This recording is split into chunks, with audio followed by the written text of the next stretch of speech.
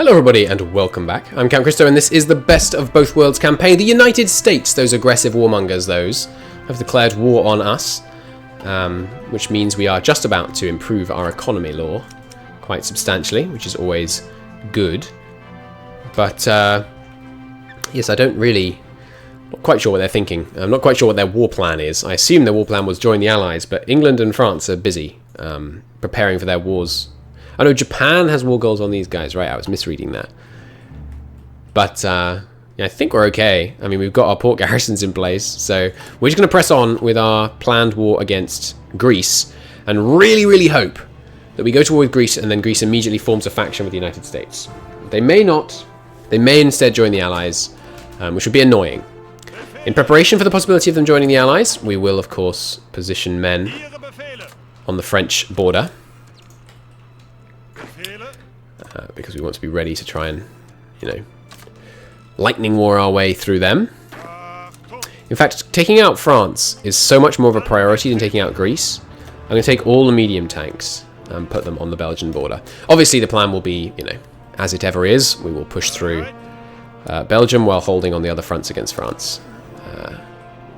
And then see what we can do to cause mass chaos and encirclements via our tank units, while seeing what we can do at sea. We will keep our navy up here, actually. Now I was thinking about it, by the way, because we don't want to get convoy raided as we launch our invasions of Norway and Sweden. Of course, as soon as we're at war with the Allies, we will launch naval invasions of Norway and Sweden, because it's a very important region for both steel and tungsten.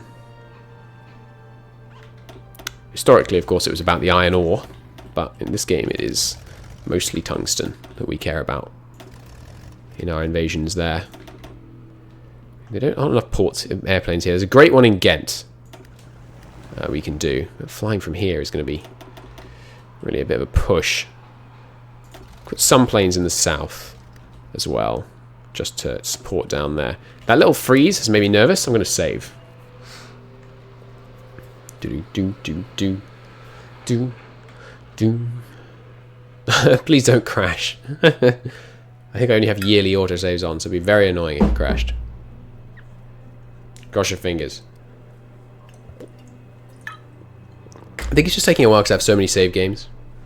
I have I don't know, several hundred save games. Let's see. Yay, it saved. Good. Okay. Let's up that war economy. Law. We will do total mob. No, we shouldn't. We shouldn't, but we're going to. We don't have the political power to do women in the workforce, but we will as soon as we can. Until then, we're just going to have no manpower, which is, not ideal, but as long as we don't take too many casualties.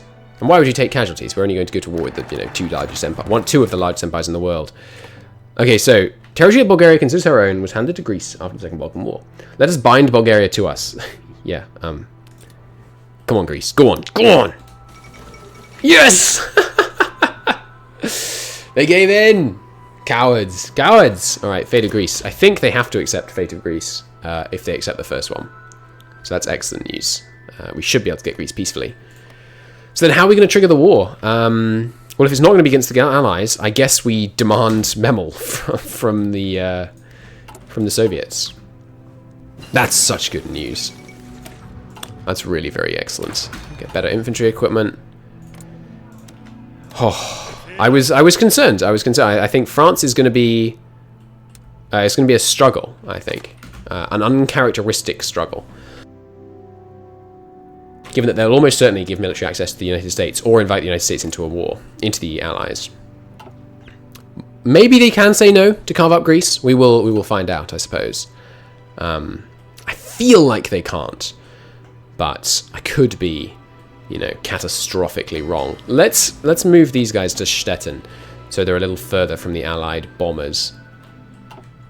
We could also build some AA, some province AA. In fact, I'm going to do that. Let's make Schleswig-Holstein where we have our guys sit, and let's give it maxed out province AA, and obviously we'll max out the port as well. Province AA been buffed quite significantly, not to be ignored. So we will buff the Province AA there so that we can feel, you know, more happy about the fleet sitting there. Why has France got no men here? It must be because they've got that war goal on them from Japan, and so they're like putting loads of men over here or something. I'm surprised Japan hasn't declared war on any of these guys. I guess when they're feeling weak, they won't declare on anyone, even if they're less weak. Like, because they could definitely take the Indonesian order, right? Well, I mean, it's not an insubstantial number of troops, and they would have to launch a naval invasion. You got bad supply over here again? Right, you know what? Some of you guys, just come home. I don't want to deal with your nonsense anymore. What else could we get? Better oil and better rubber processing are basically necessary. Oil is the higher priority. Decisions-wise, obviously, we want to do some oil fields. Although I'd rather spend quite a few oil fields. Nice. We'd like to do the oil field decisions, but we need to get our manpower back. It's a higher priority. Why isn't France garrisoning our front? They know I'm justifying on someone. I suppose that confirms to me that they don't consider the Greeks someone that are going to join the Allies. They could be wrong about that, of course, but I very much hope they're right and Greece ends up joining some new American faction. I don't think they will, because factions aren't something that people seem to create instantly. It's more something that happens during a protracted war. We are both at war with the same target. But we'll see. Could happen. But I feel like they're just going to join the Allies if we end up at war with them. Amusingly enough, world tension has dipped substantially. Like, if we waited another few years, we'll be able to go to war with them without them being able to join the Allies. Which would be pretty funny. But obviously, we're not prepared to wait that long. It's already freaking September of 42 and we haven't gone to World War yet. But, you know, the time has passed in not a huge number of episodes, so I think it's been well spent. My fairly decent PC can chunk through these late dates quite quickly, though I say so myself. Greece submits! That's excellent news. So I suppose we go after Memel? And we have a choice. We can do the Allies or we can do the Comintern.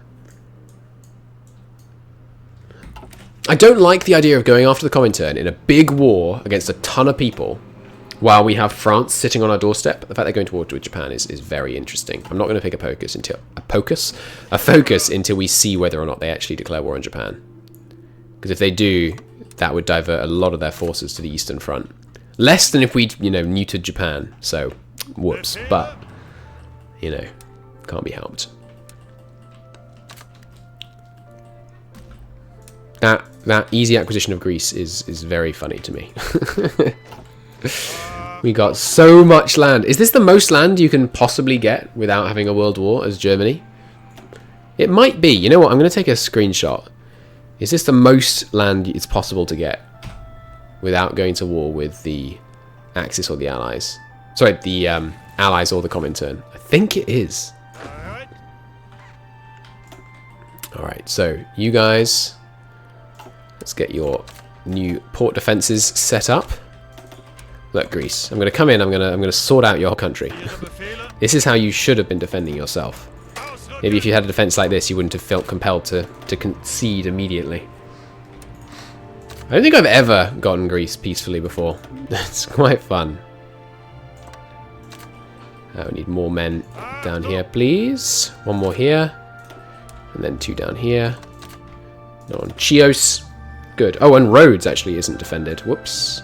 That would have been annoying. Rhodes is great for naval bombing this area. The other 2 can remain here. Good. So, are you going to go to war with Japan? We'll give them a few days. Claim the Straits. Could be a good way to go to war with the Soviets while they're busy with the Turks.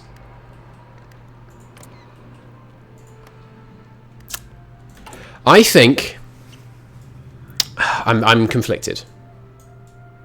There's nothing else we can demand, is there? Not really.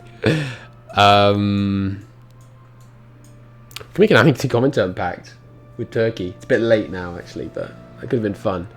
You can do it with China? An anti-Soviet pact that would pull in China against them. Oh, we have to do that. Come on. We have to do I've never done an anti-Comintern pact. We could pull in, like, Iran, China and China's whole faction. Hell yeah, we have to do that. Okay, that's what we'll do. Romania's not sending me the oil they should be. I guess we'll import some from the Soviet Union. My god, we're so hurting for oil. It's painful. Painful. I'm spending all these civ factories on things we're not really getting properly. Next tech, I need the anti-tank. The Soviets are going to build quite a few tanks, I imagine. Cannot deploy. Ah, yes, because we have no freaking manpower. So we are going to need to fix that as a matter of ultimate urgency. So here's 100,000 manpower. Is that enough for all presently deploying ships? Yes, it is. So that's 4 carriers. 4 is normally the right number. You can do some gamey strats where you have more than that.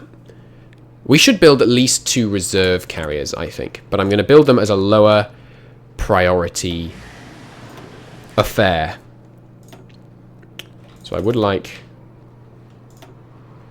2 more carriers. And we will put them straight in the fleet, and then the level 2 carriers can become the reserve carriers. So one of these should go just once, and then the factories can flow down onto the carrier. Or actually, we could give them some here. Onto this, onto this Scharnhorst, and then once that's finished, they'll go down onto the graph. Good. That should work. Oh, except that one of these is going to finish. We can deal with that as the situation develops, I think. So, artillery upgrade. Yes, please and thank you. We don't want to build any motorized.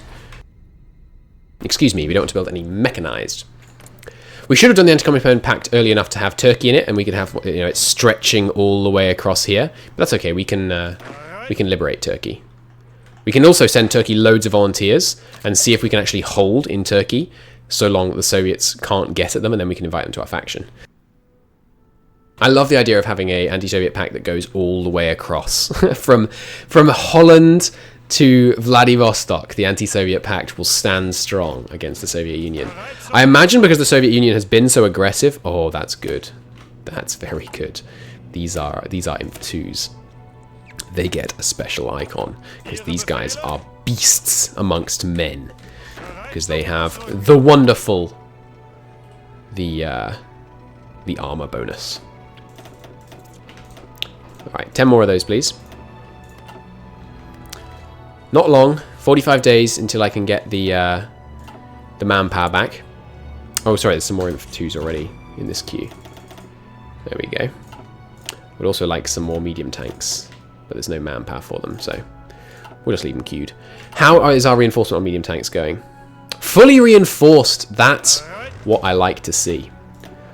Now, we're going to put the light tanks into their own army now, because they're becoming a problem numbers-wise. In order to assist with this, Karl, helping out in movement seems very valuable for a tank division, so we'll use you. Okay. Good. And you're... we're going against the Soviets first, as it turns out, because of this anti-Soviet pact brilliance. So let's adjust our troop positions to reflect that. The main tank push will take place here. The light tank offensive, we'll see what it can do to take Kiev and then cut down to this river, causing a pocket down here. Okay. Infantry can redeploy. We're going to use 3 armies of infantry to beat the Soviets and hope that's enough. It might not be, but one of them is going to be the beasts, so we'll see. We'll see. We don't need men on the Belgian front if we're going against the Soviets, because Belgium won't join the Allies, I think, unless you go to war, if they're neutral, unless you go to war with France, in which case I think maybe they can, but I'm not even certain that it's possible for them to do it even then. I feel like I need 2 armies on the Allies, which is why I'm being so stingy in my deployment of infantry against the Soviets. But we're matching them man for man at the moment, unless their divisions are god tier somehow. Some of these are tanks, but... No, they're not. Well, they've got quite a lot of line artillery. I guess because the AI feels very rich, so they're building lots of line artillery. I'm happier with how we've spent our industry, which is, of course, eschewing line artillery in favour of much higher tank production than we could have had otherwise. And it's an open debate whether you should build lots of line artillery. I currently am of the opinion that it works quite well when you don't. Actually, we might be able to get them as an anti-Comintern pact. Yeah! It's faster! Or something, or maybe they ran out of political power. So who signed it? You can see on here, I think, who signs it. So we should have it here, right? No? Where's the anti-Comintern pact picture? Does no one sign it? They should get a little thing which says, you know, anti-Comintern pact. We haven't got AI turned off or something silly, have we? No. Well, we'll do the next one. Sends an offer to all members of the anti-Comintern pact to join a defensive alliance against the Soviet Union. The defensive alliance will call members if one of them is attacked. Okay, so it is sending it to Turkey, Afghanistan, Korea, and 2 others. That's very cool. So Turkey must have joined, but I'm just not seeing the focus. Maybe the opinion. Yes, anti-Comintern pact signatory. Iran didn't sign it. China didn't sign it. That's very sad. But Korea did. Yeah. Japan? Yeah. That's cool. So the only way that this will be a problem is if they go to war with Turkey in the next 70 days. But they can't. They physically can't do that. Just resend these. Right, we can import less from the Soviets. Seems like the high priority one to reduce imports. Whoa, look at that rubber production. We're producing a lot of rubber. We no longer get effects from rebuilding the nation, that's fine. We didn't use that like at all, but oh well. It's just oil, that's the problem. But yeah, the huge amount of synthetic refineries we've managed to pound out recently are seriously helping. We're producing so much. It's crazy.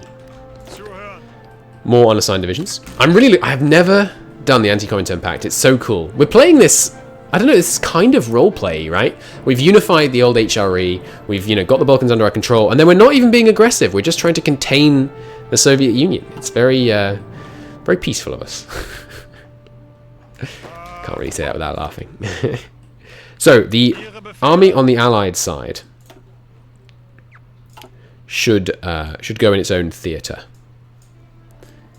So it's easy to see who's fighting whom.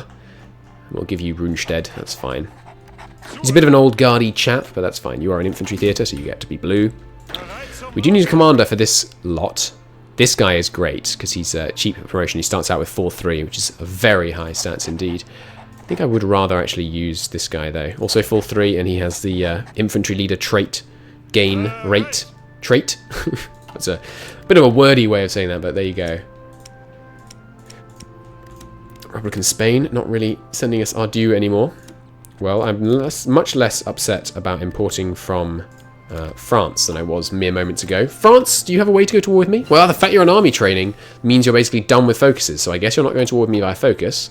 United Kingdom, not done with focuses, will presumably eventually embargo us and then go to war with us, but the fact that he has to embargo us first means that we're going to get warning, which is lovely. More extraction and more oil tech. It's the highest of priorities. Making 40 medium tanks daily is pretty spectacular, I have to say. And it's time for women in the workforce. 3 more recruitable population, minus 5% stability, removed if at peace. Welcome, women, to the workforce. Enjoy your time in the ammunition factories. Well, actually, more realistically, the panzer factories, I guess. We're using 100 oil for our line of panzers. That's crazy. So where are we going to put our next infantry stuff? On this, I guess. We should now keep ramping up the panzer production, really. And also aircraft. Let's get some more fighters, more CAS. We should also get the... Oh my god. Are we still building 36 fighters? Please tell me we're not. No, we're building 40 at least. Okay, that's the right one. That's good. That's good. Are we overbuilding CV naval bombers? Yeah, like unbelievably. Okay, let's reduce that. And we are building some naval bombers generally. That's good. So we're going to reduce this to like 3. We hugely overbuilt on that. Not a big problem, but just, you know, not ideal. Over importing on oil is what I want to see. No more imports. In fact, just cancel all the oil imports, and then we'll sort it out this way. Doo-doo-doo-doo. Okay. And yeah, Venezuela. Well, I mean, they're near to the Soviets. Let's see how much our stuff gets raided if we do this. We could also go and, you know, whet our naval warfare appetite. We have range all the way across to the eastern seaboard. Yeah, let's totally do this. All right, convoy raiding. Kill U.S. convoys. Let's go try out. Excuse me, why aren't they? Game. There they go. Now they're doing it. That's weird. Convoy raiding with the carriers. A little bit over OTT perhaps, but no matter. We're probably not going to start building Panzer Vs because they're just so expensive. But they are faster, which means I really want to, but I don't know. I don't know if we should really. We need to get some experience on these lovely battleship Mark IIs and these wonderful 3 super heavy battleships. Karl Erzner is ill. We're not even doing anything, my man. Stay indoors. Keep warm. Oh, this guy leveled up in his combat against the Italians. That's cool. I'd love him to get Ironside. So where are the enemy ships? There's 22 enemy ships here. Anti-Soviet pact is finished.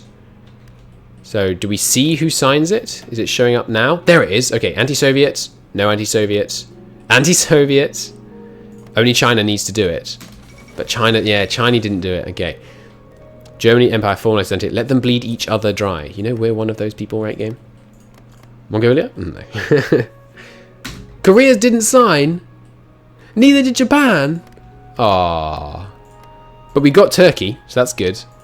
Did Finland sign in some weird twist of fate? No. Needed Norway. Still, we got some good allies to split the Soviet troops. Can't see anyone else that signed it. I mean, do we send invites to the Brits? That'd be kind of funny. No, doesn't look like it. Do these guys count as having signed? No. Shame. Okay, next up, focus-wise. I mean, war with the USSR. But it's only a defensive alliance. Let's demand Memel and see if they give it to us, because it would be really funny if they did. They're justifying. They'll be done in 30... Yes, 77 days. So we have time to demand Memel from them. If they say no, we'll just back down. They might just say yes, because I think the code for demanding Memel might just say, like, always say yes. Because I've never seen anyone decline it, I don't think, except when you're... except when you're at war, which we are. So that could be a problem. 43, so we will get some more, probably retention. Marvellous. Well, in the next episode, the anti-Comintern Pact, the German Empire and their vassals, Turkey and Afghanistan, and possibly maybe we'll be able to pull Korea and Japan in somehow. We'll take the fight to the mighty Soviet Union. We'll see how that goes. We have slightly more factories than them, but they do have super buffs. They have 40% attack and defense on core territory. It's going to be very tough, but we'll give it a go in the next episode. Until then, thank you ever so very much for watching. Please like the episode if you liked it. It helps out a great deal, and I'll see you soon.